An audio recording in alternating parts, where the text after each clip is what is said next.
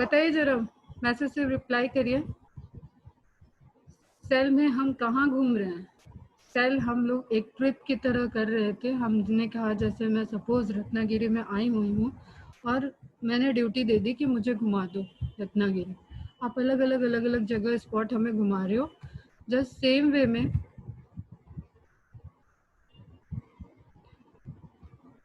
वे में हमने कहा कि हम सेल में ले चल रहे हैं, तो सेल के बाउंड्री से हमने घूमना स्टार्ट किया था। और right now we are in, कहाँ है, कहाँ है बच्चा? फास्ट रिप्लाई तो कर दो। न्यूक्लियस। Okay, nucleus. न्यूक्लियस में कहाँ है? क्या दिख रहा है चारों तरफ? घर की जगह आप न्यूक्लियस में बैठ जाओ, ऐसा फील आना चाहिए कि हम न्यूक्लियस के अंदर बैठ चुके हैं। क्या क्या घुमा दिया मैम ने, क्या क्या दिखाया चारों तरफ, क्या क्या है? ओके। और पृथ्वी बेटा, आर यू देयर? एक मिनट, लेट मी चेक। पृथ्वी है, पृथ्वी को मेरी वॉइस जा रही है, पृथ्वी है। ओके, पृथ्वी वॉइस जा रही है बेटा? Good. Pores, envelope, chromatin. Chromatin chromosome तो अभी नहीं घुमाया ईशा मैंने। अच्छा, तुम्हें दिख रहा है चारों तरफ। Okay, good. ईशा एकदम इमेजिनेशन करना सीख गई है। यस। और क्या दिख रहा है न्यूक्लियस के अंदर? क्या दिख रहा है बच्चा?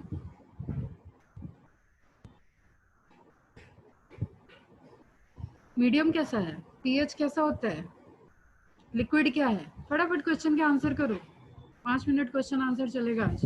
बहुत छुट्टी वुट्टी बनती है तुम लोगों की, ऑनलाइन ऑनलाइन खेल रहे हो। बताओ लिक्विड क्या है, फर्स्ट क्वेश्चन। ओके, पीएच कितना होगा उसका? टाइपिंग ऑन कर लो बेटा, फटफट रिप्लाई करो, नहीं तो मैं अनम्यूट करना शुरू करूंगी तो एक दो से ही पूरे क्वेश्चन आएंगे।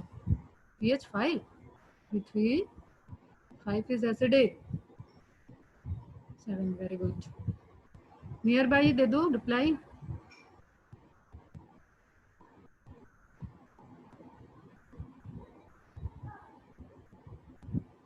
Okay okay okay okay okay, done. ठीक है।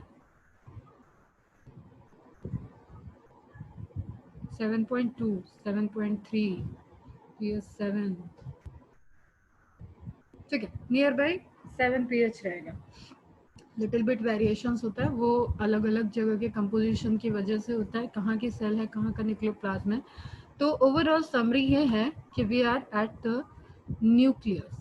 ठीक, हम सेल में घूमते घूमते न्यूक्लियस में आ चुके हैं। और न्यूक्लियस में हमने सराउंडिंग की बाउंड्री देख ली है। जस्ट एक मिनट बेटे, my pen tab is not showing the connection.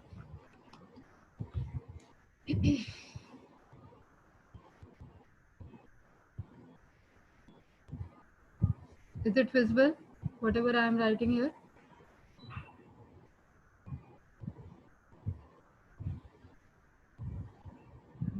Slow reply करते हो, सो रहे हो क्या सब? Yes, okay. तो now look at this figure. किस चीज का है बेटा? ये न्यूक्लियस का फिगर है सेल के अंदर। अब देखो, मैं बम्बारमेंट स्टार्ट कर रही हूँ, जस्ट अपनी बुद्धि ज्ञान से खोल के रखो। मैं क्या बोल रही हूँ उस चीज़ को रिकॉल करना है। मैं कोई यहाँ स्लो नहीं पढ़ाने वाली। ये क्या है? सेल। पहला क्वेश्चन, एनिमल सेल है या प्लांट सेल है? आंसर करने की जरूरत नहीं है, इस तरीके के तुम्हारे दिमाग में आने चाहिए क्वेश्चन। ये है एनिमल सेल, क्योंकि सराउंडिंग में कोई सेल वॉल नहीं है। एनिमल सेल से हमने न्यूक्लियस को निकाला, न्यूक्लियस को इनलार्ज करके देखे तो उसके सराउंडिंग की हमें सबसे पहले बाउंड्री दिखेगी। कोई भी चीज़ ट्रांसपेरेंट नहीं होगी तब तक हम उसके अंदर का मटेरियल नहीं देख सकते हैं। और देख भी रहे हैं तो सबसे पहले हम किससे इंटरेक्ट करेंगे? हम यहाँ पे घूम रहे हैं, ठीक, घूमते घूमते हम यहाँ पे पहुँच चुके हैं, यहाँ पे खड़े हैं। तो हम इससे एंट्री के लिए स्पेस मांग रहे हैं कि भाई हमें एंट्री करने दो, अंदर का हमें देखना है कि अंदर क्या चल रहा है। तो इसने बोला ठीक है, मेरे सरफेस पे कुछ कुछ न्यूक्लियर पोर्स हैं, कुछ कुछ एंट्री के लिए तुम्हें विंडोज मिलेंगे, डोर मिलेंगे, उससे तुम एंट्री कर दो। उसने न्यूक्लियर पोर का रास्ता दिखाया। न्यूक्लियर पोर क्या थे? जो एनवेलप में पोर फॉर्म है, जो कि पैसेज प्रोवाइड कर रहे हैं फ्रॉम साइटोप्लाज्म टू न्यूक्लियोप्लाज्म। ठीक, न्यूक्लियस के सराउंडिंग में जो बाहर की तरफ एक्स्ट्रा न्यूक्लियर मटेरियल होगा दैट इज साइटोप्लाज्म। मैंने एक्स्ट्रा न्यूक्लियर बोला है, एक्स्ट्रा सेलुलर नहीं बोला, एकदम टर्मिनोलॉजी को ध्यान से सुनते हुए बेटा, ठीक है। जो न्यूक्लियस के बाहर मटेरियल है that is cytoplasm, clear. Nucleus के अंदर जो मटेरियल है दैट इज न्यूक्लियोप्लास्ट। तो साइटोप्लास्ट से न्यूक्लियोप्लास्ट में मूव करके मुझे जाना है। साइटोप्लास्ट घूम चुके, बहुत बोर भी हो चुके, मैम ने इतना घुमाया कि एकदम बोर कर दिया। अब हम न्यूक्लियोप्लास्ट में जाना चाह रहे हैं, किसके थ्रू आ जाएंगे, न्यूक्लियोपोर एंट्री दिया है हमको। अब हमें स्ट्रक्चर न्यूक्लियोपोर का ध्यान में होना चाहिए, जो कि मैं ऑलरेडी कवर कर चुकी हूँ। आउटर मेम्ब्रेन और इनर मेम्ब्रेन जहाँ पे फ्यूज होती हैं, यहाँ पे आ जाए। अगर हम इनलार्ज में देखें तो outer membrane and inner membrane, ठीक। आउटर मेम्ब्रेन साइटोप्लाज्म को फेस कर रही होगी, इनर मेम्ब्रेन न्यूक्लियोप्लास्ट को फेस कर रही होगी।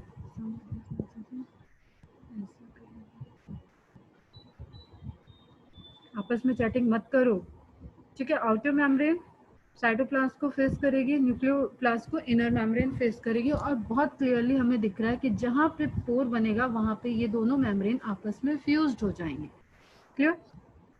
और डबल मेम्ब्रेन का कैरेक्टरिस्टिक होता है, या तो वो पोर बना रहा है, या तो वो थाइलेक्वाइड्स जैसे स्ट्रक्चर क्लोरोप्लास्ट में बना रहे हैं, या माइटोकॉन्ड्रिया में क्या होगा, क्रिस्टी, ठीक है, क्रिस्टी बनाएगा। तो ये सारे फोल्डिंग्स की वजह से और चेंजेस के। तो न्यूक्लियर मेम्ब्रेन में डबल मेम्ब्रेन स्ट्रक्चर कैसा होगा, पोरस। कोई भी चीज़ अभी मैंने नई नहीं बताई है, सब मैं पुरानी चीज़ों को रिकॉल करा रही हूँ। पोरस स्ट्रक्चर में हम देख रहे हैं कुछ फ्लावर जैसा अपीयरेंस दिख रहा है, that is octagonal assembly of nuclear complex, जिसमें मेनली अलग अलग टाइप के प्रोटीन्स प्रेजेंट है, बट मेनली क्या प्रेजेंट है, एनोलिन प्रोटीन प्रेजेंट है। क्वेश्चन पूछा था मैंने, फटाफट गूगल किए और न्यूक्लियर पोरिन प्रोटीन और क्या क्या देखो।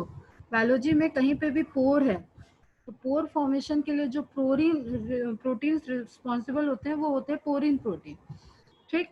न्यूक्लियर के पोर बन रहे हैं तो वो असेंबली, उनको कलेक्टिवली हमने क्या बोला, न्यूक्लियोपोरिन, जो तुम्हें गूगल में मिला होगा, ठीक है।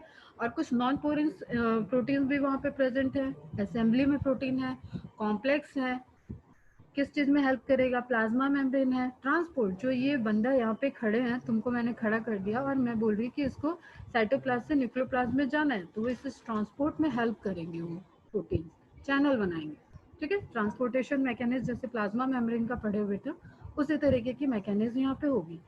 बट मेरा क्वेश्चन ये था, एनुलस कॉम्प्लेक्स किससे बन रहा है। मैंने बताया था 8 molecule of annulene protein together form and octamer complex, ठीक।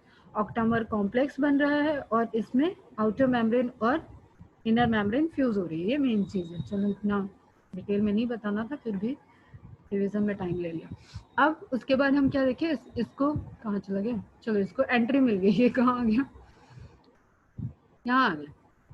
तो फिर हमें क्या दिखा, अब हमें ये मटेरियल दिख रहा था लिक्विड, पानी में डूबने लगे थे हम, लेकिन हम अपनी वाटर ट्यूब लेके ही एंटर किए हुए। तो हम लोग यहाँ पे न्यूक्लियोप्लाज्म में घूम घूम के देख रहे हैं कि न्यूक्लियोप्लाज्म में क्या होता है और साइटोप्लाज्म से वो कैसे वेरी कर रहा है, ठीक। तो हमें कुछ बहुत डिफरेंट टाइप के सेल ऑर्गेनल यहाँ नहीं दिखे, जैसे कि साइटोप्लाज्म में मल्टीपल टाइप के सेल ऑर्गेनल प्रेजेंट हैं। एक फिनोमेना मैंने यहाँ पे बताया था, ब्लेबिंग, वो भी ध्यान में रखना है हमें कि न्यूक्लियर मेम्ब्रेन अगर कोई वेसाइकल्स रिलीज करेगी, वेसाइकल्स के फॉर्मेशन की प्रोसेस को क्या बोलेंगे, ब्लेबिंग, ठीक है। Vesicles are spherical structure packets, ठीक, जिसमें कुछ स्टोर होगा। तो न्यूक्लियोप्लाज्म में आ गए। अब न्यूक्लियोप्लाज्म में हमें फिर से एक दिखा डेंस स्ट्रक्चर। इसके अलावा हमने यहाँ पे न्यूक्लियर लैमिना की बात की थी, electron dense area near the inner membrane towards the periphery of nucleus. कोई डाउट नहीं होना चाहिए, फिर भी है तो पूछो, बताओ। याद आ रहा है, ये सब पढ़ी पढ़ी चीजें लग रही है ना। रिप्लाई बेटा फास्ट, वरना रिवीजन में ही आज का लेक्चर चला जाएगा, फिर 2 दिन और पढ़ोगे सेल मेम्ब्रेन। Okay clear. फिर हमने वहां पे देखा था एक डेंस स्ट्रक्चर दिख रहा था, हमने सोचा चलो अब ये कुछ स्ट्रक्चर दिख रहा है, इसको पढ़ लेते हैं थोड़ा सा। इसको पढ़ना नहीं है, इसको घूम लेते हैं थोड़ा। इसमें हम घूमने गए तो हमें कोई मेम्ब्रेन ही नहीं दिखी जिससे हम परमिशन लें कि हम न्यूक्लियोलस में कैसे जाएंगे। तो हमें एक प्रॉपर ऐसा फ्री सा स्ट्रक्चर दिखा, बस वो डेंस है, कुछ अलग दिख रहा था, ठीक। तो हम उसमें स्टडी करने गए तो हमने देखा कि वो ऐसा ऑर्गेनल है जो कि इंडिपेंडेंट नहीं है, इट मीन्स कि वो पार्ट ऑफ न्यूक्लियस है। ठीक, वो डेंस एरिया है। डेंस एरिया कैसे बना था, मैंने बताया था क्रोमोसोम में सैटेलाइट क्रोमोसोम है, मीन्स क्रोमोसोम के एक एंड पे, एक आर्म पे एक सेकेंडरी कॉन्स्ट्रिक्शन है और उस सेकेंडरी कॉन्स्ट्रिक्शन से रिलेटेड क्रोमोसोम है जहां से कुछ लूजली डीएनए निकले हुए हैं और ये डीएनए है। डीएनए रहेगा तो वो एंजाइम से रिएक्ट करेगा, उस पर एंजाइम्स अपनी बायोकैटालिटिक एक्टिविटी दिखाएंगे और एज ए रिजल्टेंट वो आरएनए में कन्वर्ट होता है। That process is known as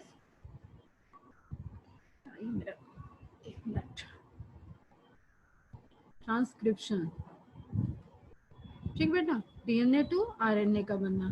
तो ये मैकेनिज्म वहाँ पे चलने लगी। अब ये मैकेनिज्म जहाँ पे चल रही थी, ये स्पेसिफिक आरएनए को प्रोड्यूस कर रहा था। What is that, that is rRNA. फिर हमने अलग अलग वहाँ पे कॉन्स्टिट्यूएंट देखे कि जब ये कोई स्पेसिफिक स्ट्रक्चर नहीं है तो यहाँ पे कई कॉम्बिनेशन हो सकते हैं, डीएनए के क्रोमेटिन्स हो सकते हैं, आरएनए बनता हुआ डीएनए हो सकता है, प्रोटीन्स हो सकते हैं, न्यूक्लियोप्लाज्मा वहाँ पे प्रेजेंट है, वहाँ पे एक डेंस स्ट्रक्चर हो गया है और बाहर से राइबोसोमल प्रोटीन भी साइटोप्लाज्म से, ये जैसे हम आए थे अभी यहाँ पे अंदर और बैठे थे देख रहे हैं, उसी तरीके से राइबोसोम आके यहाँ पे अपना अपना काम कर रहा है। ठीक, राइबोसोम आ रहा है, प्रोटीन सिंथेसिस कर रहा है। यहाँ पे प्रोटीन बहुत लो अमाउंट में सिंथेसिस होगा, इसलिए ये वाले पॉइंट को तुम लोग नहीं मेंशन करना। ठीक है, कुछ न्यूक्लियो प्रोटीन न्यूक्लियस में बनते हैं, बट हमें क्या अभी तुम्हारे लेवल पे क्या ध्यान में रखना है कि राइबोसोम को फॉर्म होने के लिए जो प्रोटीन बनी थी वो ट्रेवल होके इधर आई और आरआरएनए प्लस राइबोसोम कॉम्प्लेक्स बना, प्लस प्रोटीन्स कॉम्प्लेक्स बना दिए राइबोसोम। क्लियर। तो न्यूक्लियोलस मेनली क्या था, फैक्ट्री ऑफ राइबोसोमल सिंथेसिस। एक ऐसी फैक्ट्री है न्यूक्लियस के अंदर। बाहर के साइड में हमने कई फैक्ट्रीज देखी जिसमें अलग अलग प्रोसेस हो रहे थे। ठीक है, माइटोकॉन्ड्रिया, क्लोरोप्लास्ट, प्लांट सेल में फिर गोल्जी देखा, लाइसोसोम देखा, सब कुछ माइक्रोबॉडीज वगैरह देख के हमने खत्म कर दी और वहाँ पे अलग अलग जो प्रोसेस हो रही थी फैक्ट्री के अलग अलग डिपार्टमेंट में जो वर्क हो रहा था उसको हम लोगों ने देखा। अंदर के साइड एक ही फैक्ट्री हमें दिखी जहाँ पे राइबोसोम की सिंथेसिस हो रही है हाई अमाउंट में। यहाँ से क्लियर है सबको? आई थिंक लास्ट हम लोग न्यूक्लियोलस ही पढ़ रहे थे।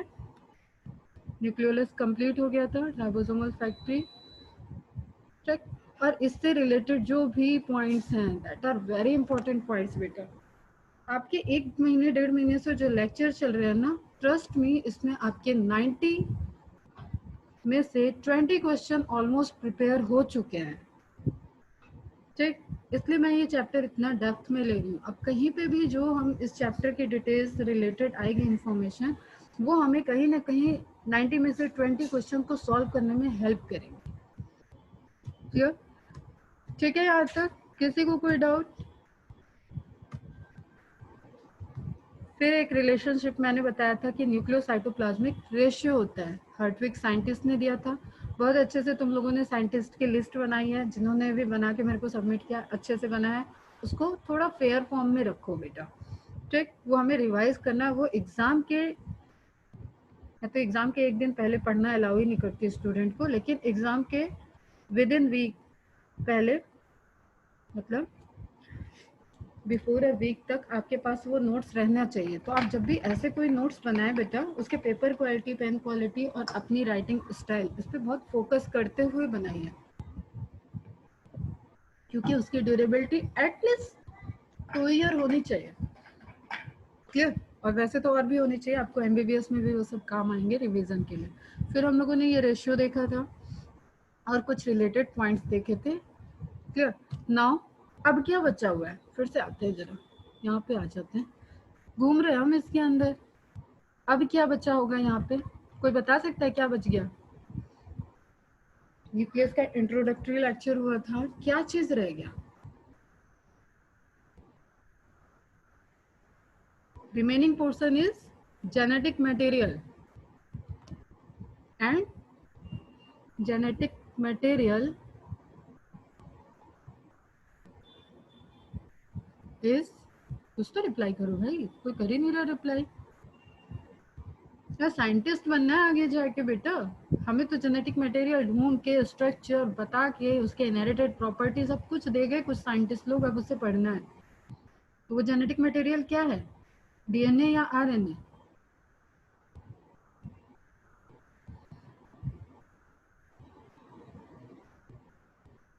Fast, reply fast.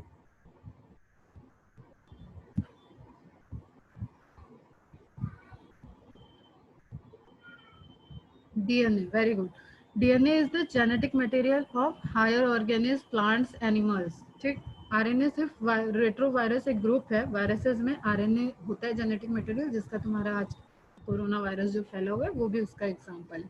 तो हम लोगों का पूरा एक चैप्टर इस पे बेस्ड है, 12th में एक चैप्टर है जहाँ पे आपको डीएनए कैसे जेनेटिक मटेरियल है, क्यों है, और प्रूफ करने के लिए क्या क्या एक्सपेरिमेंट हुए, क्योंकि हमें ये पता है ना, पहले नहीं पता था। तो पहले कार्बोहाइड्रेट के लिए भी टेस्ट हुआ, लिपिड के लिए भी टेस्ट हुआ, प्रोटीन्स के लिए भी टेस्ट हुए, आरएनए के लिए भी टेस्ट हुए, डीएनए के लिए भी टेस्ट हुए, फिर हेरिडिटरी मटेरियल डीएनए है ये प्रूफ हुआ।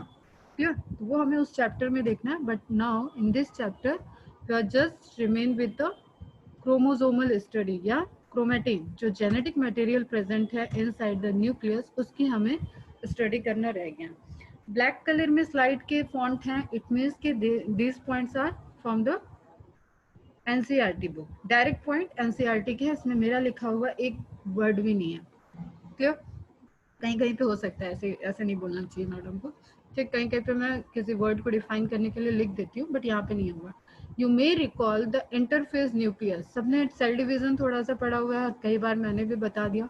तो इंटरफेस कौन सा फेज होता है, जैसे खीर बनवा लेते हैं फिर आज से, मम्मी अगर खीर बनाने जा रही हैं तो जो खीर बनाने की पहले की प्रिपरेशन है, वो राइस लाएंगी, वो दूध लेंगी, वो इलायची लेंगी, ठीक है, चीनी लेंगी, गैस होनी चाहिए, ठीक, लाइटर होना चाहिए, ये सारी प्रिपरेशन वो जो करेंगी वो सब क्या हो जाएगा, उन फॉर द प्रिपरेशन ऑफ खीर वो इंटरफेज हो जाएगा। ठीक है, और जब खीर बन रही होगी वो सेल डिवीजन वाला फेज हो जाएगा, माइटोसिस या मियोसिस, और जो फाइनली खीर बनी है वो रिजल्टेंट हो जाएगा सेल डिवीजन। तो जस्ट ये तो एक कंपैरिजन था। उसी तरीके से आप इंटरफेस कौन सा फेज है, जब हमारी सेल प्रिपेयर करती है कि सेल डिवीजन करने जा रही है, ठीक, सेल जेनेटिक मटेरियल को डिवाइड डुप्लीकेट कर ले, सेल अपने प्रोटीन्स, क्योंकि जो भी रिएक्शन चल रहे हैं सब एंजाइमेटिक कंट्रोल है, तो उससे रिलेटेड प्रोटीन्स एंजाइम्स के सिंथेसिस कर ले, सेंट्रियो वगैरह जो भी फॉर्मेशन है वो हम लोग सेल डिवीजन वाले चैप्टर में देखेंगे, बट प्रिपरेटरी फेज हो जाएगी। अभी आप इसको क्लियर समझो कि preparatory phase. You may recall that the interphase nucleus has a loose indistinct network of nucleoprotein fiber। अब हमें एनसीईआरटी में मार्क करना होता है कि क्वेश्चन क्या बनेगा। तो एनसीईआरटी ने डिफाइन किया है क्रोमेटिन को as a nucleoprotein fibre. NCERT इतना लिख के छोड़ देती है, इसको हमें पूरा समझना होता है बेटा। जो वे ऑफ स्टडी होता है that is you have to क्या करना है, इसका जूस बना देना अब इस लाइन की।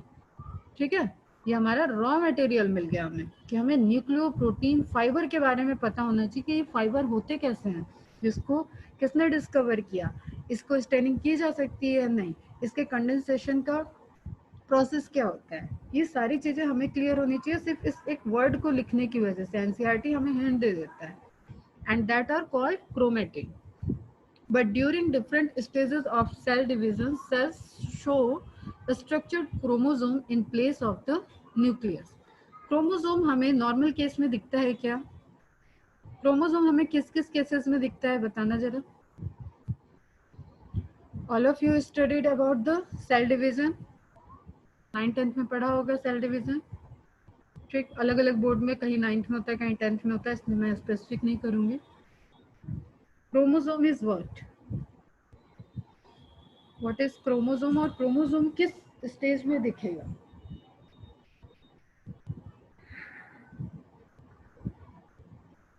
थ्रेड लाइक मीन्स श्रावणी, अभी आते बेटा उसको अपीयरेंस से नहीं, क्वेश्चन मेरा है कि क्रोमोसोम हमें किस स्टेज में दिखता है?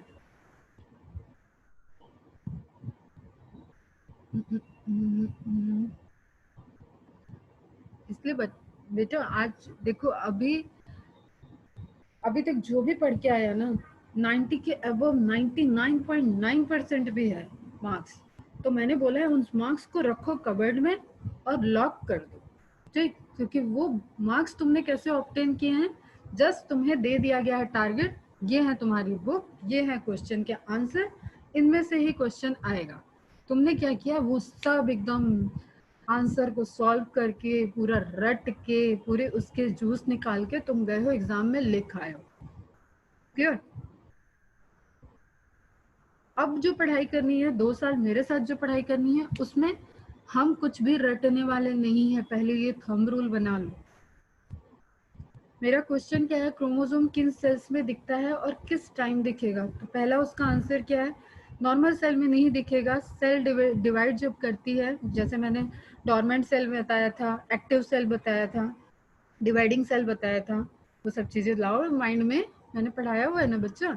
तो डिवाइडिंग सेल में क्रोमोसोम दिखेगा और वो किस स्टेज में दिखेगा, इंटरफेज में नहीं दिखेगा, वो एम फेज में दिखेगा। और एम फेज की किस स्टेज में कंडेंसेशन होता है, मेटाफेज तक पूरा फुल्ली कंडेंस्ड हो जाता है और इक्वेटर पे क्रोमोसोम अरेंज हो जाता है। तो उस सब चीजों की बातें हम बाद में करेंगे, सेल डिवीजन और अभी क्रोमोसोम जब डिटेल में आते हैं तब।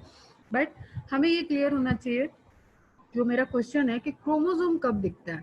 क्रोमोसोम का स्ट्रक्चर बहुत बनाए होगे, एग्जाम में लिख भी लिए होगे, क्रोमेटिड होता है, पी आर्म होती है, क्यू आर्म होता है, ये सब किया है ना बच्चा।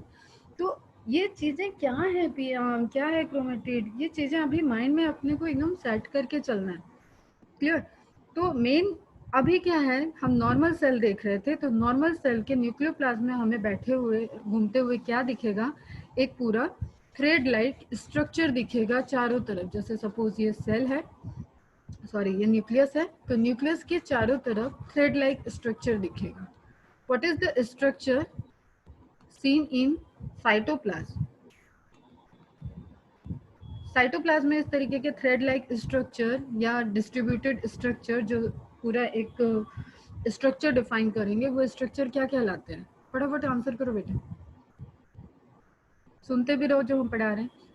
तो इस तरीके के हमें थ्रेड लाइक स्ट्रक्चर दिख रहा है, क्योंकि ये तो पूरी एक्टिव सेल है और यहाँ कोई क्रोमोसोम हमें नहीं दिखेगा। तो पहला आंसर यही है कि नॉर्मल सेल में क्रोमोसोम नहीं दिखता है। क्लियर?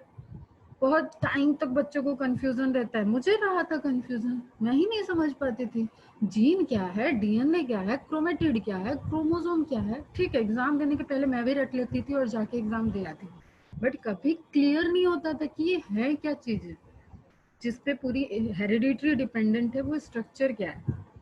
ठीक है बेटा? तो क्रोमेटिन, 3 वर्ड आंसर कर देना, जो क्वेश्चन पूछा है अभी करो या व्हाट्सएप पे कर देना। 3 word is related to thread, thread like appearance, ठीक, या नीमा वर्ड आएगा तो भी थ्रेड लाइक अपीयरेंस, ठीक। अब देखते हैं, but during different stages of cell division, cell shows structured chromosome in place of the nucleus, क्योंकि न्यूक्लियर मेम्ब्रेन हट जाती है। Chromatin contains DNA and some basic proteins called histone. अब एनसीईआरटी के अकॉर्डिंग आपको जो ये न्यूक्लियोप्रोटीन फाइबर मिला है ना, इसके आंसर में क्या है, डीएनए और हिस्टोन। और हम ले जाएंगे आपको बाहर कि और क्या क्या होता है। तो नॉन हिस्टोन प्रोटीन्स, इसकी भी कैटेगरी देखनी होगी, एंड ऑल्सो आरएनए। तो जो भी ये थ्रेड लाइक अपीयरेंस दिखा हमें न्यूक्लियस के अंदर सराउंडिंग में, पूरी पूरी तरीके से न्यूक्लियोप्लाज्मा में, अब कोई कंडेंस फॉर्म क्रोमोसोम नहीं है, तो ये क्या है सर, थ्रेड लाइक अपीयरेंस है। ये थ्रेड लाइक अपीयरेंस में हिस्टोन प्रोटीन्स भी प्रेजेंट होंगे, क्योंकि असेंबली बनाते हैं वो डीएनए के साथ। क्लियर? कुछ डीएनए से ट्रांसक्रिप्शन चल रहा होगा तो वहाँ आरएनए भी प्रेजेंट हो सकता है। डीएनए को असेंबली बनाने के लिए हिस्टोन प्रोटीन चाहिए, कुछ और आरएनए के साथ जो एक्टिविटी चल रही है उसके लिए हमें नॉन हिस्टोन प्रोटीन्स भी चाहिए, एंजाइम्स भी चाहिए। तो इस तरीके के पूरे स्ट्रक्चर वहाँ पे दिख रहे होंगे। Clear? A single human cell has approximately 2 metre. इसको आप मार्क कर लोगे बेटा, क्योंकि अभी आपके लिए एनसीईआरटी, बाइबल, कुरान, रामायण सब कुछ है, जो यहाँ लिखा है उसको ही हम मार्क कर लेंगे। क्लियर? ये जनरल स्टेटमेंट होता है, ठीक। आप हायर स्टडी में जाओगे, किसी ऑर्गेनिज्म में आपको 1.5 मीटर का रेफरेंस मिलेगा, कहीं पे 1.7 मीटर का मिलेगा।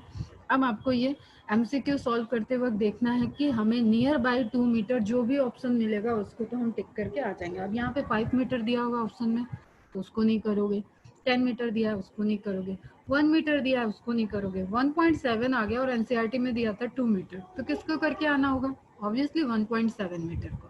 तो जस्ट इंफॉर्मेशन ये डाउन डाउन कर लेना। Distributed among it's 46 chromosome. ठीक है, हमें पता है 23 पेयर क्रोमोसोम होते हैं, कितने ऑटोसोम होते हैं? 22।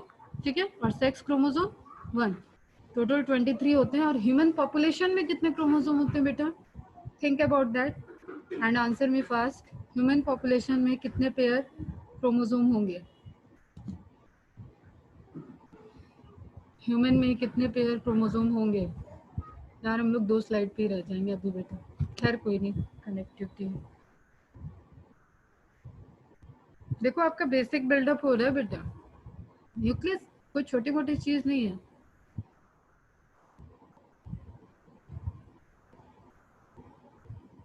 क्वेश्चन समझ में आया? नहीं तो इसको व्हाट्सएप पे मैसेज पे रिप्लाई करना कि ह्यूमन पॉपुलेशन, और कोई गूगल नहीं करेगा, ह्यूमन पॉपुलेशन में कितने पेयर क्रोमोसोम होंगे, ये मेरा क्वेश्चन है।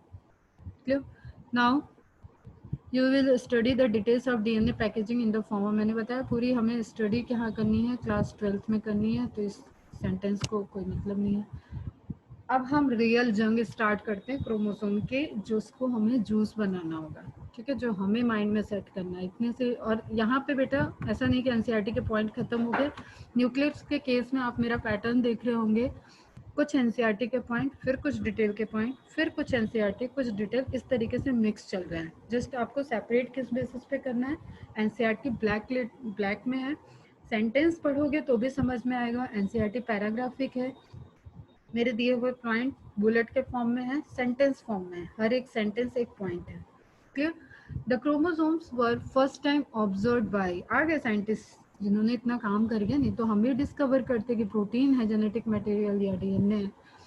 डिस्कवर्ड बाय हॉफमिस्टर इन 1848। अब ये बेटा आपको बहुत अच्छे से ध्यान में रखना चाहिए कि क्रोमोसोम की डिस्कवरी 1885 90s वाले एरा में हुई है। क्लियर? ये क्या लिखा हुआ है? ऑब्जर्व्ड बाय, वर्ड पे ध्यान देना है अपने को, ये क्वेश्चन तुरंत गलत होता है बच्चों से। ऑब्जर्व्ड बाय, क्रोमोसोम को हॉफमिस्टर ने ऑब्जर्व कर लिया था। और आपको मेंडल का मैंने थोड़ा सा इंट्रोडक्शन दिया है कि 1865 में उन्होंने अपनी डिस्कवरी को दिया था, जिसमें उन्होंने फैक्टर आइडेंटिफाई किया था। ठीक है, तो ये लोग ये जेनेटिक्स थे और ये स्टडी कर रहे थे प्लांट पे, क्रोमोसोम को डिफाइन नहीं कर पाए थे, क्रोमोसोम है ये चीज़ बता नहीं पाए थे। बट और उस वक्त आपको पता है इलेक्ट्रॉन माइक्रोस्कोप की भी डिस्कवरी नहीं हुई थी, तो इन्होंने जस्ट ऑब्जर्व किया था कि there is something like chromosome, जिसको आज के डेट में हम लोग क्रोमोसोम कहते हैं। ठीक, पॉलन ग्रेन क्या होता है? मेल रिप्रोडक्टिव पार्ट में जो मेल एंड्रोशियम होता है, वहाँ पे जो मेल गैमेट बनते हैं, ठीक है, वो पॉलन ग्रेन के अंदर होते हैं। तो आप इसको जस्ट ऐसे लिख सकते हो, मेल रिप्रोडक्टिव ऑर्गन। ठीक है, और ट्रेडिस्टेंसिया प्लांट पे स्टडी की थी, एनिमल की स्टडी नहीं थी ये। तो हमें ये ध्यान में रखना है कि फर्स्ट टाइम ऑब्जर्व तो हो चुका था ये 1848 में, इन्होंने अपनी स्टडी और पेपर में क्रोमोसोम को मेंशन किया था, बट क्रोमोसोम की टर्मिनोलॉजी नहीं आई थी। But the credit of discovery goes to Strasburger. 1875 में इन्होंने पूरा प्रॉपर हिंट दे दिया था, फिर भी डिस्कवरी 1885 तक हो पाई थी। Clear?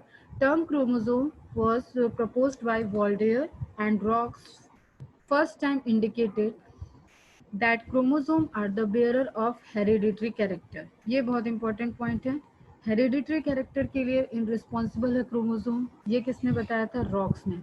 And Saturn and Boveri की पूरी थ्योरी हमें पढ़नी है, chromosomal theory of inheritance, 12th में रहेगा ये क्वेश्चन।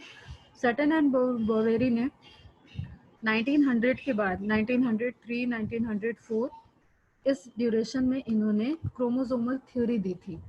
मतलब इनहेरिट, जो कैरेक्टर इनहेरिट हो रहे हैं उसके लिए रिस्पॉन्सिबल क्रोमोसोम है। क्लियर? ये सारी चीजें आते आते 19 एरा आ गया था। क्रोमोसोम नंबर एंड साइज, अब हम सबको पता है, जैसे अभी तुम लोग रिप्लाई कर रहे हो 23 पेयर ऑफ क्रोमोसोम्स प्रेजेंट है ह्यूमन में।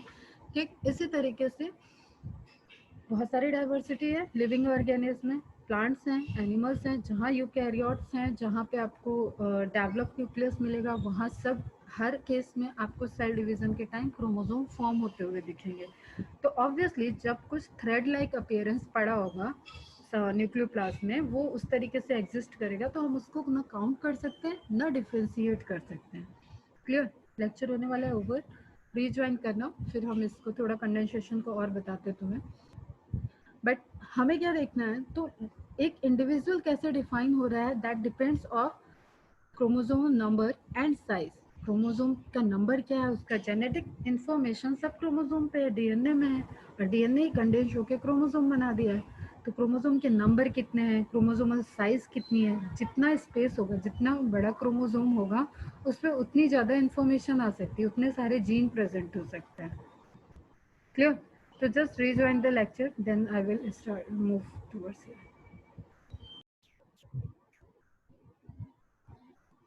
ठीक, अब chromosome number and size. Chromosome number vary कर सकता है individual to individual, and size भी वेरी कर सकती है कि क्रोमोसोम की लेंथ क्या होती है। तुम लोगों ने एक सुना होगा ह्यूमन जीनोम प्रोजेक्ट, ह्यूमन का पूरा जीनोम सिक्वेंस्ड हो चुका है, पढ़ा भी होगा थोड़ा बहुत इसके बारे में। तो वहाँ पूरी इन्फॉर्मेशन है कि आपके क्रोमोसोम की साइज कैसे है, किस क्रोमोसोम पे कौन से जीन प्रेजेंट है, ये सब। तो लेट्स, गैमेट ही ऐसे स्ट्रक्चर हैं जो सेल डिवीजन के रिजल्टेंट मिलेंगे, और गैमेट फॉर्मेशन के ड्यूरेशन में ही हम सेल डिवीजन के फॉर्मेशन के ड्यूरेशन के ही time, within that time we can study about the number, size and shape of the chromosome. Clear? In gamete only one set of chromosome is present. Gamete, all of you are aware about the gamete. जब जैसे human के case में बात करें, एक diploid होता है, एक हैप्लॉयड होता है। ठीक है? गैमेट मीन्स स्पर्म सेल या एग सेल। फीमेल होगा तो फीमेल गैमेट होगा तो क्या होगा, वो एग बनाएगा। मेल गैमेट होगा तो वो क्या बनाएगा, स्पर्म। तो जो मियोसिस होता है उससे गैमेट का फॉर्मेशन होता है, माइटोसिस से नहीं होता है। Reductional division meiosis which result in the half of the chromosome. ठीक है? तो ये डिप्लॉयड है, तो ये कितना हो जाएगा बेटा, हैप्लॉयड। हाफ, तो हाफ एन हम लोग नहीं लिखते हैं, 2 का हाफ 1, तो 1 लिखते नहीं है। ठीक है? वो नोन रहता है, तो एन सिर्फ लिखते हैं। तो गैमेट फॉर्मेशन के ड्यूरेशन में ही क्रोमोसोम का फॉर्मेशन, और सिंपल माइटोटिक डिवीजन में भी हमें क्रोमोसोम का फॉर्मेशन दिखेगा।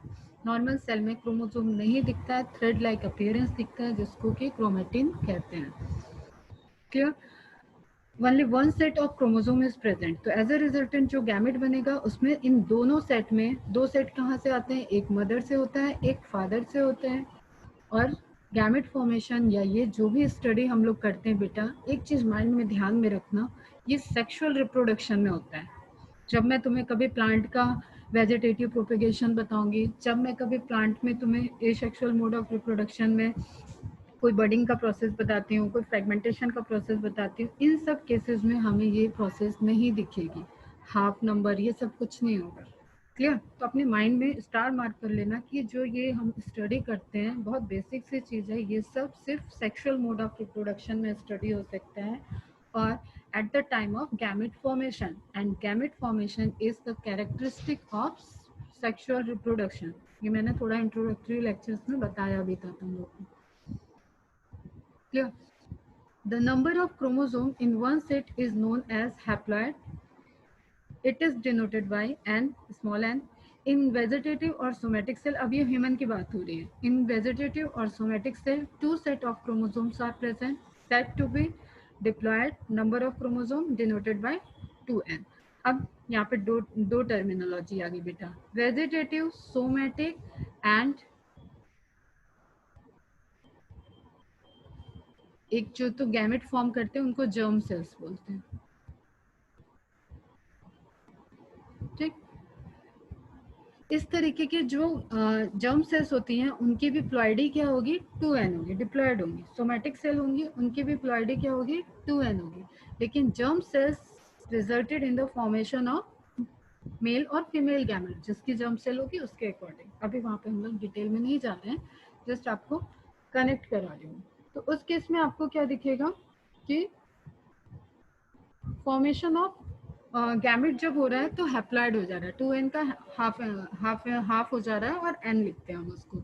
2 set of chromosomes are present said to be diploid. अब सोमैटिक सेल में बता रही थी, वो सारी बॉडी की सेल, ध्यान से सुन लेना इसको, वो सारी बॉडी की सेल जो कि सेक्स सेल नहीं है, जो कि गैमेट बनाने में रोल प्ले नहीं कर रही हैं, वो सब क्या हो जाएंगी? Somatic cell. अब आपकी आंख की सेल, हाथ की सेल, पैर की सेल, सर की सेल, न्यूरॉन्स हो गए, किडनी हो गया, लीवर हो गया, इवन टेस्टिस हो गई, ओवरी हो गई, यहाँ पे भी वो सेल जो गैमेट फॉर्मेशन में नहीं रोल प्ले कर रही हैं, उन सबको कलेक्टिवली क्या बोलते हैं? Somatic cell. और प्लांट के केस में क्या बोलते हैं? Vegetative cell. Is it clear? ये प्लांट के केस में है, ये एनिमल के केस में। क्लियर है बेटी ये चीज? 2 set of chromosomes are present said to be diploid number of chromosome denoted as 2n. In chromosome number x means basic number of chromosome. अब ये वाले x means इसलिए दिया है यहाँ पे क्योंकि हम लोग x और xy के लिए भी x डिनोट करते हैं, ठीक है, मेल और फीमेल के लिए। ये मेल, ये फीमेल, इस तरीके से हम रिप्रेजेंटेशन करते हैं। तो ये वो वाला x नहीं है, x mean basic number of chromosome. तो आपको इससे रिलेटेड क्वेश्चन आएगा, तो ये एक हेक्साप्लॉइड व्हीट का क्वेश्चन अब तक 7 या 8 टाइम आ चुका है बेटा। ये बहुत हायर लेवल का क्वेश्चन है, बार बार पूछा जाता है, इसको आप ध्यान से समझो, ठीक। तो x से डिनोट करते हैं बेसिक नंबर ऑफ क्रोमोसोम। क्या होता है ये बेसिक नंबर ऑफ क्रोमोसोम? मैंने बोला only one set of chromosome is present, ये पहली चीज जो गैमेट फॉर्मेशन में। तो बेसिक नंबर ऑफ क्रोमोसोम कब हम क्लियर देख सकते हैं? जब हम किसी गैमेट में उस क्रोमोसोम को स्टडी कर लें और उसको डबल कर दें, तो that is somatic number. And half को स्टडी कर रहे हैं, गैमेट में स्टडी कर रहे हैं, तो वो सोमैटिक का हाफ होगा, विच इज हैप्लॉइड नंबर। अब बेसिक क्रोमोसोम क्या है, ये डेफिनेशन यहाँ से नोट करनी है आपको। which is haploid number of chromosome of an ancient crop from which the modern crop is evolved. देखो, एक कॉन्सेप्ट होता है बेटा mutation, you must be heard about that. एक कॉन्सेप्ट होता है म्यूटेशन, जिसमें आपके रिप्रोडक्शन में जेनेटिक वेरिएशन के अलावा, मतलब फादर मदर के एक्सचेंज के अलावा, अगर किसी डीएनए में एबनॉर्मेलिटी आई है और उससे कोई चेंज आया है, ठीक है, वो म्यूटेशन हो जाता है। म्यूटेशन, रिकॉम्बिनेशन, ये दोनों रिस्पॉन्सिबल हैं नई तरीके के स्पीसीज या पहली स्पीसीज से कुछ स्पीसीज में चेंज आने के लिए रिस्पॉन्सिबल होते हैं, जेनेटिक लेवल पे ये चेंज करते हैं, क्लियर। अब यहाँ पे क्या है, एक एंशिएंट क्रॉप, एंशिएंट मीन्स कोई पुरानी क्रॉप, ठीक है, बहुत पहले उस क्रॉप में एक टाइम था, जैसे हम कहानियां नहीं लिखते हैं वंस अपॉन अ टाइम, उसी तरीके से वंस अपॉन अ टाइम। और ये तुम्हारे लाइफ की बात नहीं हो रही बेटा कि 10 साल पहले या 11 हजारों साल पहले की बात है, ठीक है, कि एक ब्रीड आई ट्रेटिकम मोनेकम, वीट की एक ब्रीड थी जिसकी प्लॉइडी डिप्लॉयड मतलब सोमैटिक प्लांट है ये, तो वेजिटेटिव सेल में क्या था 14, ठीक। द मॉडर्न वीट वेराइटी, उसी में चेंजेस हुए, उसमें जेनेटिक वेरिएशंस हुए, म्यूटेशन हुआ, रिकॉम्बिनेशन हुआ। इन सब टर्मिनोलॉजी पे मत अभी परेशान होना, ये सब आपको डिटेल में पढ़नी है। जैसे आपको ये समझना है कि सपोज ए जीन था, ए जीन था, हजारों साल बाद वो बी जीन में कन्वर्ट हो गया, ठीक। तो ए से जो रिलेटेड स्पीसीज थी उसके कुछ और कैरेक्टर होंगे, और बी से रिलेटेड जो स्पीसीज है उसके कुछ और कैरेक्टर होंगे, लेकिन दोनों सेम तरीके के जीनस की हो सकती है, दोनों सेम तरीके की क्रॉप हो सकती है, क्लियर है बेटा। तो जस्ट वही चीज आपको ध्यान में रखना है। एक वीट की वैरायटी थी जिसमें 2n14 था, उसमें बार बार कॉम्बिनेशन इतने चेंज हुए कि now that is hexaploid. Hexaploid है मतलब जो 2n का था उससे हाफ हो गया n, ठीक है, x कर दें हम, हाफ हो गया। और हेक्सा, हेक्सा मीन्स 6, तो उसके, अब ये इंटू वाला x आ गया, कैपिटल कर देती, बड़ा से कर देती है उसको, ठीक है, 6 into x, hexa means 6 time उसको मल्टीप्लाई कर दिया, तो वो प्लॉइडी अब हो गई है। नहीं समझ में आया होगा आई थिंक, दोबारा रिवाइज कर रही हूँ, समझो। जैसे ये क्रॉप जब ए फॉर्म में थी तो उसकी प्लॉइडी थी 14, वेजिटेटिव की हाफ हो जाएगी, गैमेट्स की तो 7 हो गया, क्लियर। उससे जो पॉलन ग्रेन फॉर्म होगा, उससे जो गायनोशियम में एग फॉर्म होगा, उसकी प्लॉइडी कितनी होगी बेटा 7, ठीक, एन कंडीशन में 7 होगा। बट नाउ अडेज इसमें हजारों साल में इतने चेंजेस हो चुके हैं कि ये वैरायटी चेंज हो गई है, और इस वैरायटी की प्लॉइडी कितनी है, हेक्साप्लॉइड, मतलब उसके क्रोमोसोम की 1 2 3 4 5 6, 1 2 3 4 5 6 इस तरीके से कॉपीज प्रेजेंट हो गई हैं, क्लियर, और वो उसका नेचुरल है, वो डिवाइड नहीं कर रहा है, वो उसका नेचुरल है। अब उस वेट की वैरायटी में आपको 42 क्रोमोसोम मिलेंगे 2n कंडीशन में। इज इट क्लियर बेटा? स्पीसीज देखो चेंज हो गई है। अब नेमिंग सिस्टम ध्यान में रखो, ट्रिटिकम मोनिकम क्या है, ये जीनस, ये है species. Now it is Triticum aestivum, ये है genus, and this one is species. तो एक ही जीनस की दो स्पीसीज आ गई। इवोल्यूशन पॉइंट ऑफ व्यू से ये कैसे आई बेटा? जेनेटिक वेरिएशन, म्यूटेशन का रिजल्टेंट है। Is it clear? फटाफट आके स्क्रीन पे बताना बच्चा, समझ में आया ये पॉइंट? हाई तो नहीं जा रहा किसी को? टफ तो नहीं लग रहा?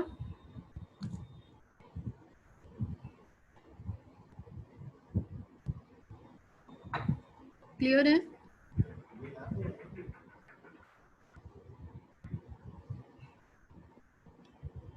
Very good. ठीक है, ये चीज़ें हम लोग और भी आगे पढ़ेंगे, बस आपके नोट्स में ये पॉइंट होना चाहिए क्योंकि ये बहुत इंपॉर्टेंट क्वेश्चन है। इसको 5 स्टार लगा के पॉइंट को नोट डाउन कर लेना। When several sets of chromosomes are present, that is known as euploidy. Minimum number of chromosome in plant, एक प्लांट है जिसके पास सबसे मिनिमम नंबर क्रोमोसोम है, इसको नोट डाउन करना है हमें। इसका एग्जांपल है हैप्लो, मतलब एग्जांपल क्या, कौन सा प्लांट है? हैप्लोपेपस ग्रेसिलिस, जो कि कंपोजिट फैमिली में आता है। फैमिली वगैरह सब क्लासिफिकेशन में पढ़ेंगे, आपके नोट्स का पार्ट है, इसलिए यहाँ पे आप नोट डाउन करोगे क्योंकि क्रोमोसोम से रिलेटेड ये क्वेश्चन है। ठीक, मैक्सिमम नंबर ऑफ क्रोमोसोम ये भी प्लांट में होता है। देखो इसमें नंबर ऑफ क्रोमोसोम देख लो, 1262 या 1260, दोनों में से कोई भी ऑप्शन आ सकता है। मेडिकल एंट्रेंस तक आप 1260 रखोगे, हायर एजुकेशन में आपको 1262 रखना है। टेरिडोफाइटा है, जिन्होंने मेरे से बेसिक्स लेक्चर किए हैं वो जानते हैं कि टेरिडोफाइटा क्या होते हैं, फॉन फैमिली क्या होती है, उसमें रिलेटेड इन्फॉर्मेशन, तो जस्ट उसका एग्जाम्पल है, आपको नोट डाउन करना है। In all eukaryotes, the nucleus contains definite number of chromosome. हाँ फिक्स है ये, एक स्पीसीज का देखो यहाँ पे क्रोमोसोम नंबर चेंज हुआ है, स्पीसीज चेंज हो गई, तो एक क्रोमोसोम का नंबर डिफाइन करता है कि वो पर्टिकुलर स्पीसीज है। तो क्रोमोसोम नंबर में अगर वेरिएशन है बेटा, तो that will is in categorize in chromosomal disorder, वो एबनॉर्मेलिटी होगा। Clear? These chromosomes have definite size and shape. अब मेरे क्रोमोसोम और तुम्हारे क्रोमोसोम सब एक ही जैसे हैं, उस पर इंफॉर्मेशन अलग अलग है। मेरी आई का कलर ब्लैक है, तुम्हारे ब्राउन हो सकता है, किसी की ग्रीन हो सकता है, इंफॉर्मेशन अलग अलग है, लेकिन क्रोमोसोम एक ही है, एक ही पोजीशन पे आई की इंफॉर्मेशन प्रेजेंट है, इसलिए हम सब क्या है, होमोसेपियंस है। Briggs and Kings confirmed Hammerling finding on a frog Rana pippins, ये एनिमल में हुआ था, उससे पहले हमें हैमरलिंग की फाइंडिंग देखना होगा, बट ये तुम नोट डाउन कर लोगे पॉइंट यहीं पे। In animals lowest chromosome number, animals के केस दे दिया, and highest chromosomal number is in protozoa. देखो 1600 है प्रोटोजोआ में। In some eukaryotes sperms histone proteins are absent in place of protamines are present। ये एक एडिशनल इन्फॉर्मेशन और है, ये आपको जस्ट पॉइंट आउट करके इन्फॉर्मेशन रखनी है कि कंडेंसेशन के लिए जैसे स्पर्म्स में क्या होते हैं, हिस्टोन प्रोटीन्स absent होते हैं, लेकिन डीएनए तो प्रेजेंट है और डीएनए को कॉइलिंग करनी होगी, कंडेंस करना होगा, तो उस केस में उसको कुछ नॉन हिस्टोन प्रोटीन्स के साथ जो कि बेसिक प्रॉपर्टी रखते हो, ठीक, उनके साथ वो बाइंड करेगा, उनको कलेक्टिवली क्या कहते हैं, प्रोटामिन्स। तो ये एग्जाम्पल आप नोट डाउन करोगे। इंफॉर्मेटिव स्लाइड है, यहाँ पे कुछ मुझे समझाना नहीं है, ठीक, प्लांट से रिलेटेड और एनिमल से रिलेटेड इंफॉर्मेशन है। Protamines are the non histone protein which helps in condensation of DNA in some cell, ठीक है, some eukaryotic cells like sperm. Term chromatin means thread like coloured material. Chroma means क्या होता है बेटा, पहले भी बताया है, chroma means colour and tin means thread like, ठीक है। एक मिनट, कोई अनम्यूट है लग रहा है, ठीक। Chroma means colour and thread is thin like, वो थ्रेड लाइक स्ट्रक्चर जिसको हम स्टेन कर सकते हैं, दैट आर क्रोमेटिन। सोम लगा देंगे क्रोमोजोम, तो वो बॉडी लाइक स्ट्रक्चर, मतलब डेंस स्ट्रक्चर जिसको हम कलर करके देख सकते हैं, तो वो क्या हो जाएगा, chromosome. Thread like coloured material, कोई डाउट नहीं है। Structure can be easily stain, nucleoplasm में प्रेजेंट है, इसको स्टेन करके हम देख सकते हैं। न्यूक्लियोप्लाज्म को स्टेन नहीं किया जा सकता है। Chromosome stains are as following. Different organism में कहीं कहीं पे अलग अलग टाइप के क्रोमेटिन के स्टेन आते हैं, उसको क्रोमोसोम स्टेन को हम करके देखते हैं, जिसमें मोस्ट इंपॉर्टेंट क्या है, बेसिक फ्यूजिन। फ्यूजिन नाम के साइंटिस्ट थे, उन्होंने इसको डिस्कवर किया था। पहले भी स्टेन जो पढ़ाया वहाँ पे ये लिस्ट में था ना, और बाकी आपको नोट डाउन करके रखना है। एसिटोकार्मिन भी पूछा जाता है, इसको 4 स्टार लगा लो, इसको 2 स्टार, और बाकी आपके नोट्स में होना चाहिए ताकि आप एक दो बार इसको देखते रहो time to time. During interphase of cell cycle the chromatin threads are present in the form of a network thread like structure. इसी जो थ्रेड लाइक स्ट्रक्चर है, ये थ्रेड लाइक स्ट्रक्चर नेटवर्क बना देंगे तो उसको हम क्या बोलेंगे, रेटिकुलम। ठीक है, तो ये रेटिकुलम बन जाएगा। क्लियर? तो उसको क्या बोल दिया बेटा, क्रोमेटिन रेटिकुलम। मैंने बताया ना एंडोप्लाज्मिक रेटिकुलम के टाइम कि reticulum means network like, net like structure. Tin आया है जब तक, तब तक वो थ्रेड है, आपस में वो थ्रेड ऐसे मिक्स होके पड़े हुए हैं कहीं से भी रैंडमली, तो वो सब क्या हो गया, रेटिकुलम बना देंगे, पूरी एक जाल बना देंगे। This network is known as chromatin network reticulum. During cell division in mitotic phase, the chromatin threads becomes coiled. They appear rod-like. अब ये बहुत important point होता है बेटा, rod-like chromosome present in या reported in which case, और option में आ जाता है बैसिलस। बैसिलस होता है रॉड बैक्टीरिया, और बच्चे इसको करेक्ट करके आ जाते हैं, क्वेश्चन ध्यान से नहीं देखते हैं। तो ये आपको नहीं करना है, ये पूछ रहा है रॉड लाइक स्ट्रक्चर। तो जब ये क्रोमेटिन है थ्रेड, और ये कंडेंसेशन होता जा रहा है, और फाइनली ये इस तरीके से क्रोमोसोम में कन्वर्ट हो गया है, ठीक है, या इस तरीके से बना लेते हैं हम पूरा वाला। तो ये क्या हो गया, ओवरऑल ये क्या बना दिया, एक रॉड शेप बना दिया। क्लियर? आते हैं इस पे हम लोग थोड़ा। अभी ये एक्सपेरिमेंट मैं कल बताती हूँ। टाइम कितना हो गया, 32। ठीक है, अभी एक्सपेरिमेंट और आगे की चीज़ें कल देखते हैं। अभी मैं तुम्हें जो बता रही हूँ ये चीज़ें बहुत ध्यान से सुनना। एक डीएनए के बारे में कुछ फैक्ट है। क्लियर? चली गई मेरा पॉइंटर, जस्ट अ मिनट बेटा।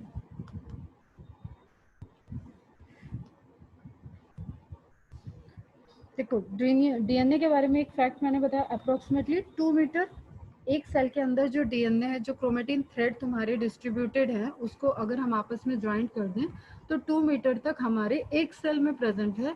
ये वो सेल है जो हमें आंख से दिख भी नहीं रही है, उसके अंदर 2 मीटर डिस्टेंस आई थिंक सबको पता होगा। ठीक है, मीटर क्या होता है, 100 सेंटीमीटर, 200 सेंटीमीटर हो गया। तो इस तरीके का अगर तुम ऊन का भी गोला लो, घर में रख देखो, धागा रखो, तो भी उसको क्वाइल करोगे तो वो कुछ स्पेस लेगा बेटा। कोई भी चीज़ जो नेचर में प्रेजेंट है हमारे सराउंडिंग में, वो 3D स्पेस में उसकी एक प्रॉपर एग्जिस्टेंस है। सेम वे में ये 2 मीटर का डीएनए आपका कंडेंस होता है, क्वाइल करता है, और क्रोमेटिन को फॉर्म करता है, और डिवीजन के टाइम क्रोमोसोम को फॉर्म करता है। तो आपको ये फैक्ट ध्यान में रखना होगा कि जो थ्रेड लाइक स्ट्रक्चर है वो 2 मीटर अप्रोक्सीमेटली है, और हमारी बॉडी में up to some trillions of cells present है, ट्रिलियंस ऑफ सेल्स प्रेजेंट है।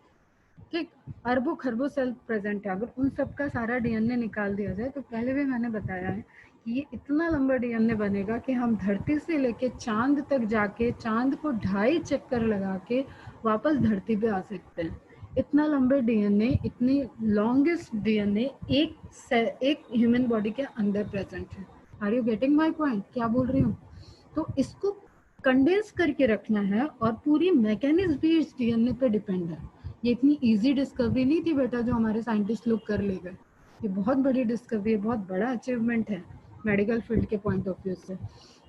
तो 46 ह्यूमन क्रोमोसोम होते हैं, आंसर मैं ही दे दे रही हूँ। अगर ह्यूमन पॉपुलेशन को आपको स्टडी करना होगा तो आप 23 प्लस 1 को स्टडी करेंगे, टोटल 24 पेयर ऑफ क्रोमोसोम की स्टडी करेंगे, क्योंकि एक इंडिविजुअल, या तो वो मेल हो या तो वो फीमेल हो, उसके पास 23 क्रोमोसोम होता है।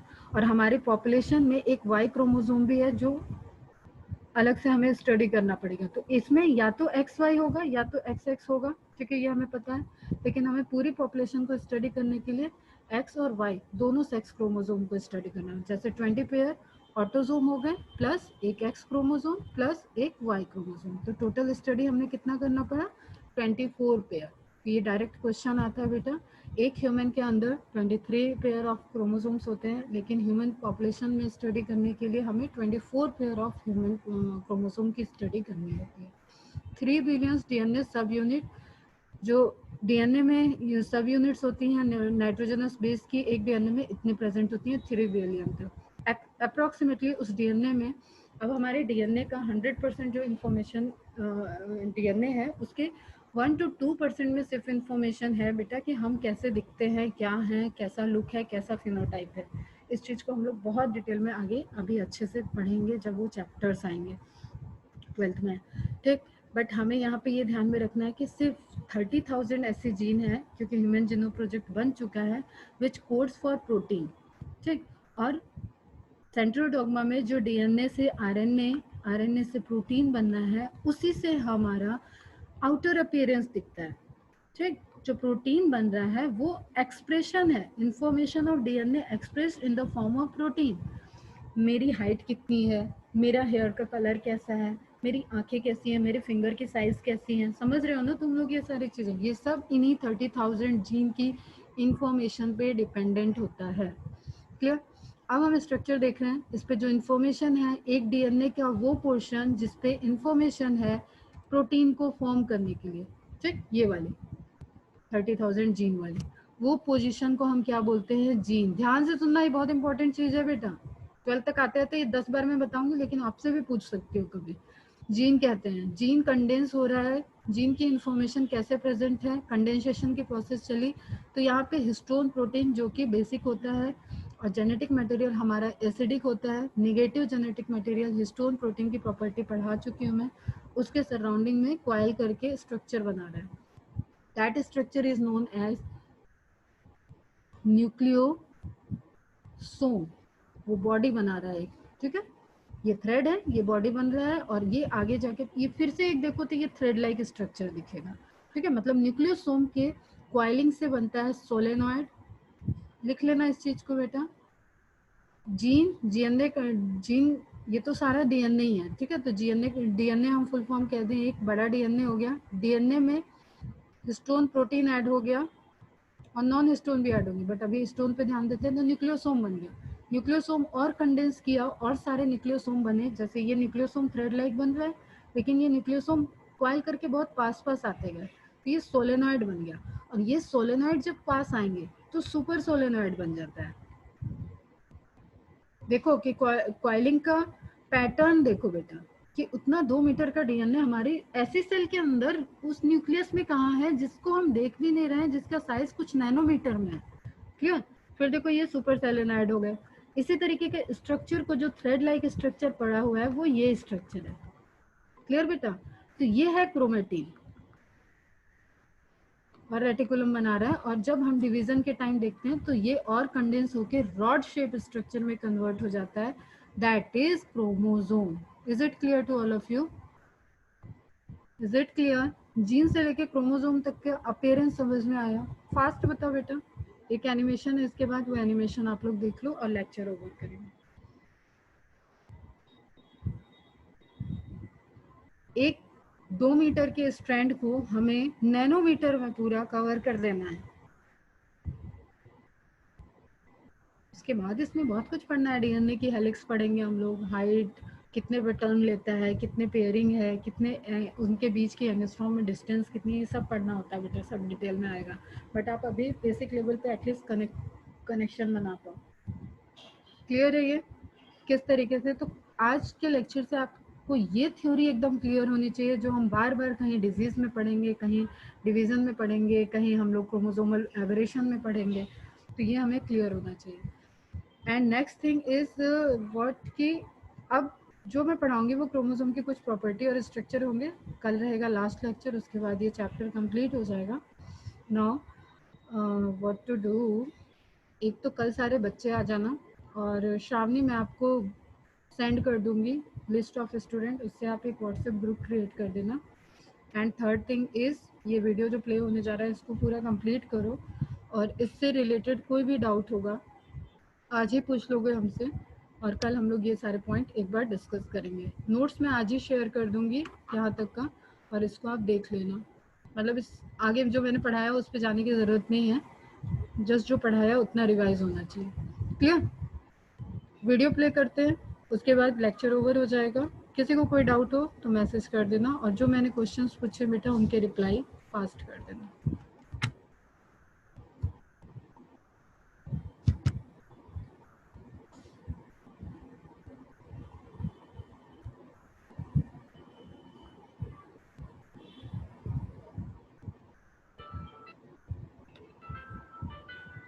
वॉइस की इसमें बहुत ज़रूरत नहीं है, म्यूज़िक है, जस्ट आप देखो। डीएनए दिख रहा है, डीएनए 2 मीटर का है, उसको कंडेंस होना है। ये क्या आ गया? हिस्टोन प्रोटीन, जो कि ऑक्टामर होता है। 8 यूनिट होती है, जो आपको 4 दिख रही है, और नीचे के साइड फिर 4 होंगी, उसके पीछे 2 होंगी। क्लियर? एक हिस्टोन प्रोटीन ऐसा होता है जो लिंकिंग का फॉर्म करता है, लिंक बना रहा है वो, ये जो ब्लू वाला पोर्शन है। नाउ ये न्यूक्लियोसोम कंडेंस हो रहा है, कई सारे न्यूक्लियोसोम आपस में मिल रहे हैं, क्या बना दिया ये? सोलेनॉइड। बहुत ध्यान से देखो, सोलेनॉइड। अब बहुत सारे सोलेनॉइड मिल रहे हैं और ये क्या बना रहे हैं? कंडेंस होता जा रहा है पूरा। ठीक, ये क्या बना देंगे? Super solenoid. ये बन गया सुपर सोलेनॉइड। और इसी सुपर सोलेनॉइड को अगर आप एक पूरा ऐसा सरफेस है जिसपे ये अरेंज होते जा रहे हैं, जस्ट सपोज, ठीक है, क्या होता है वो, कैसे होता है वो हम बाद में बताएंगे। तो इसके वो भी डीएनए ही है एक्चुअली, ठीक है। वो स्ट्रक्चर पे ये थ्रेड लाइक अटैच्ड हो जाएंगे। अब देखो ये कैसे जाके पूरा सोलेनॉइड अटैच हो रहा है उसमें, ये अटैच हो गया। अब वो डीएनए जो थ्रेड लाइक था वो सुपर सोलेनॉइड में कन्वर्ट हो चुका है, लेकिन फिर भी ये उस स्ट्रक्चर के ऊपर थ्रेड लाइक अपीयरेंस दिख रहा है, बहुत ध्यान से। और यही थ्रेड लाइक अपीयरेंस आपके पूरे न्यूक्लियस में फैले हुए हैं। This one is chromatin. Clear हुआ? क्लियर है? समझ में आया? बच्चों जरा स्क्रीन पे आ जाओ फटाफट, सब वीडियो ऑन करके आ जाओ।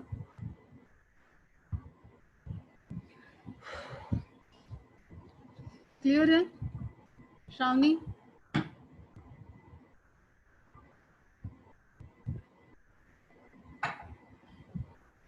रोहिणी, पृथ्वी, सब ऑन करो, वीडियो ऑन करो फटाफट। क्लियर है? आज के बाद कभी रटोगे डीएनए क्या होता है, क्रोमोसोम क्या होता है, क्रोमेटिन क्या होता है, इसकी बहुत इंफॉर्मेशन है। अभी तो मैं ऐसे 15 लेक्चर लूंगी जब क्रोमोसोम डीएनए एक्चुअल में हम लोग पढ़ रहे होंगे, बट यहाँ पे आपको कनेक्शन बनना चाहिए। ठीक, तो जो इन्फॉर्मेशन बीच में आई वो क्रोमोसोम नंबर से रिलेटेड थी, कुछ और इन्फॉर्मेशन अभी रह गई है, वो हम लोग कल कंटिन्यू करेंगे। क्रोमोसोम स्ट्रक्चर के बाद हमारा ये चैप्टर ओवर है। जो सेंट्रोमियर सुने होगे ना, सेंट्रोमियर पढ़ा है, एग्जाम में भी लिखा होगा बढ़िया से एकदम। ठीक, उसके पोजीशन की वजह से कुछ क्रोमोसोम के टाइप्स होते हैं, साइज होते हैं, वो सारी चीजें कल कवर करते हुए ये कंप्लीट करेंगे। आज का आपका मेरा जो ऑब्जेक्टिव था ये था कि आपको क्रोमेटिन थ्रेड किस तरीके से कंडेंस होता है वो क्लियर होना चाहिए, और कनेक्शन ये हमारे डिजीज से, ये ना हमारे इनहेरिट पैटर्न से किस तरीके से कनेक्टेड होते हैं, ये चीजें आपको क्लियर होनी चाहिए। क्लियर है सबको? निनाद, आशना, आलम, आलम बेटा क्लियर है? वीडियो ऑन करो। ओवर करे लेक्चर? भूख लग गई? वेरी गुड, मुझे भी लग रही है। आलम बेटा क्लियर हो रहा है? कंडेंसेशन की मैकेनिज्म समझ में आई? जस्ट एक थ्रेड, जैसे सपोज एक क्या होता है ना, एक चीज और सुन लो उसके बाद हम लोग ओवर कर देते हैं। तो मैं पेपर फाड़ती नहीं हूँ, आज पता नहीं क्या हो गया, मैं फाड़ भी करूँ, कॉपी पेपर फाड़ना प्रेफर नहीं करती। जस्ट मैंने इसमें स्टूडेंट्स के नेम लिख दिए, लिखे नहीं है, एज्यूम करना है। ठीक, ये क्या हो गई? डीएनए हो गया। इस पे इंफॉर्मेशन लिखी हुई है कि हमारी आंख कैसी होनी है, हम आंख पे ही जाते हैं बहुत ज्यादा। ठीक, आंख कैसी होनी है, हाइट कैसे होने, बाल कैसे होने, मम्मी पापा से मिलेंगे या अपने बुआ मामा से मिलेंगे, वो सारी इंफॉर्मेशन इस पे है। ठीक, ये इंफॉर्मेशन को हम फोल्ड कर रहे हैं, ये इंफॉर्मेशन अब डिवीजन के टाइम इसको मम्मी से पापा से मिलके जो हम बने थे हमारे, और मेल गैमेट जो मेल पार्टनर होगा, उसके गैमेट आपस में फ्यूज करने जा रहे हैं। ये इन्फॉर्मेशन इस तरीके से कंडेंस हो गई, अब इसको पढ़ने की जरूरत नहीं है। ये जब जाइगोट बन जाएगा, जब ये जाके मेल गैमेट से फ्यूज हो जाएगा, इस तरीके की दूसरी इन्फॉर्मेशन आ रही होगी, वो दोनों फ्यूज हो जाएंगे, तो ये इन्फॉर्मेशन जो इसमें कंडेंस होके गई, ये अब उस जाइगोट में पहुंच चुकी है। उस जाइगोट को पढ़ने के लिए फिर से क्रोमोसोम को लूज करना पड़ेगा। समझना इस चीज को मैं क्या समझा रही हूँ। और वो सारी क्रोमोसोम पे जो डीएनए इंफॉर्मेशन, जैसे मैं इसको बोलूँ तुम लोग को दे दूँ कि मुझे पढ़ के बताओ इसमें क्या लिखा है मैंने, तो नहीं पढ़ पाओगे। लेकिन मैं इसको ओपन करके दूँ तो तुम पढ़ पाओगे। तो डीएनए जब अपना फंक्शन करता है, कोई ऑर्डर देता है, डीएनए का पर्सनल सेक्रेटरी कौन होता है? आरएनए। आरएनए को इन्फॉर्मेशन देता है, तो वो इस तरीके से खुला हुआ डीएनए होता है, थ्रेड लाइक। और तब उसकी इन्फॉर्मेशन को आरएनए पढ़ता है और वो फिर जाता है राइबोसोम के पास प्रोटीन बनाने के लिए। तो थ्रेड लाइक इस डीएनए, इस इंफॉर्मेशन को अब हमें कंडेंस करके पहुंचाना है आगे। तो वो क्या हो रहा है, क्रोमेटिन तक भी यही है कि इंफॉर्मेशन का काम नहीं है, वो कंडेंस पड़ा हुआ है। और क्रोमेटिन तक ट्रांसलेशन ट्रांसक्रिप्शन हो सकता है, डीएनए रेप्लिकेशन भी हो सकता है। डीएनए रेप्लिकेशन के लिए पूरा खुलना पड़ता है। तो जस्ट जैसे अभी सपोज मैं इतना ही ओपन करूं, तो तुम इतनी इंफॉर्मेशन देख सकती हो जो इस पे लिखा होगा। इस साइड से दूसरी इंफॉर्मेशन भी देख सकती हो। तो जब, और ये ऐसे हो गया, ये ऐसे हो गया, ये क्या बन गया? ये रॉड लाइक बन गया। रॉड लाइक बन गया, कुछ रटना है इसमें। तो क्रोमोसोम क्या हो गया? Condense form. डीएनए क्या हो गया? Loose form. पूरा ओपन फॉर्म इज डीएनए। जब पूरी इंफॉर्मेशन हमारे पास है वो डीएनए है, उस पर जहां जहां लिखा हुआ है वो जीन हो गया, जो ब्लैंक है वो क्या हो गया? इंट्रॉन्स हो गए, नॉन इन्फॉर्मेटिव सीक्वेंस हो गए, लेकिन है तो पूरा डीएनए। ठीक। तो जो इन्फॉर्मेशन को जब हमें ट्रांसफर करना होगा, तो गैमेट फॉर्मेशन के टाइम में, या सेल डिवाइड होती है तो भी एक सेल से दो बन रही है, माइटोसिस में भी, तो भी जेनेटिक मटेरियल तो दूसरी सेल में जा रहा है ना। तो उस टाइम में क्या हो जाता है, ये अपने आप को कॉन्डेंस कर लेता है। ये रॉड लाइक स्ट्रक्चर दिख गया। क्लियर है? कोई रटना है? श्रुति बेटा आप बताओ, आपका फर्स्ट लेक्चर है, आपको क्लियर हुआ? Shruti, on your video.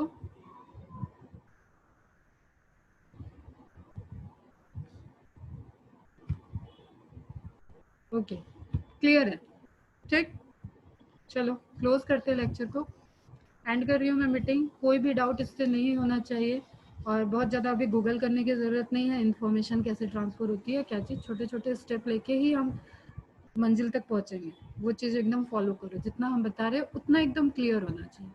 आज का ये लेक्चर बहुत इन्फॉर्मेटिव है बेटा, आपके आगे तक काम आने के लिए। सारे लेक्चर इन्फॉर्मेटिव ही होते हैं, बट ये वाला आपके डिजीज से कनेक्ट करेगा। जब आप आगे जाके कैंसर के ट्रीटमेंट और ये सारी चीज़ें पढ़ोगे, आपको डीएनए क्रोमोसोम तो पता होना चाहिए।